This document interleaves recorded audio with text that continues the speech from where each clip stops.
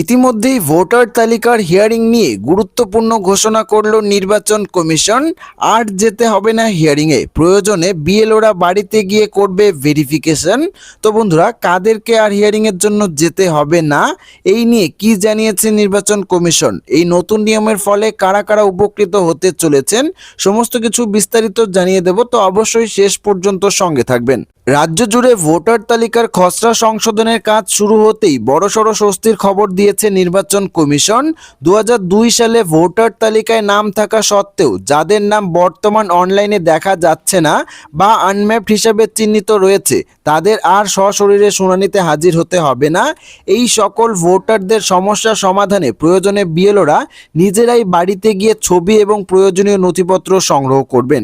Phone বা ভার্চুয়ালের মাধ্যমে সমস্যা নিষ্পত্তি করা হবে। অর্থাৎ আপনারা বুঝতেই পারছেন যে কাদেরকে আর হিয়ারিং এর জন্য যেতে হবে না।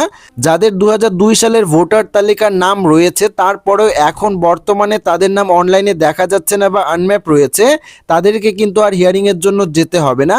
সেই সমস্ত ভোটারদের ক্ষেত্রে কিন্তু বিএলওরা নিজেরাই বাড়িতে গিয়ে ছবি এবং প্রয়োজনীয় নথিপত্র সংগ্রহ করবেন এবং আপনার হিয়ারিং প্রক্রিয়াটি সম্পূর্ণ করবেন।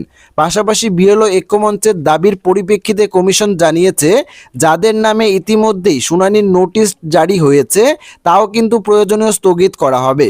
পাশাপাশি মুখ্য নির্বাচন আধিকারিক মনোজ আগরওয়াল জানিয়েছেন, 85 বছরের ঊর্ধ্বে প্রবীণ নাগরিক এবং বিশেষভাবে সক্ষম ও অসুস্থ ভোটারদের ক্ষেত্রেও বাড়িতে গিয়ে শুনানি প্রক্রিয়া সম্পূর্ণ করার ব্যবস্থা কিন্তু গ্রহণ করা হচ্ছে।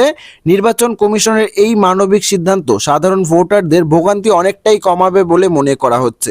অর্থাৎ নির্বাচন কমিশন কিন্তু স্পষ্ট জানিয়ে দিয়েছে, 85 বছরের ঊর্ধ্বে যে সমস্ত ভোটার রয়েছেন তাদের ক্ষেত্রেও কিন্তু আর হিয়ারিংয়ে যাওয়ার প্রয়োজন নেই। তাদের ক্ষেত্রেও কিন্তু বাড়িতে গিয়ে হিয়ারিং প্রক্রিয়াটি সম্পূর্ণ করার ব্যবস্থা নিতে চলেছে নির্বাচন কমিশন।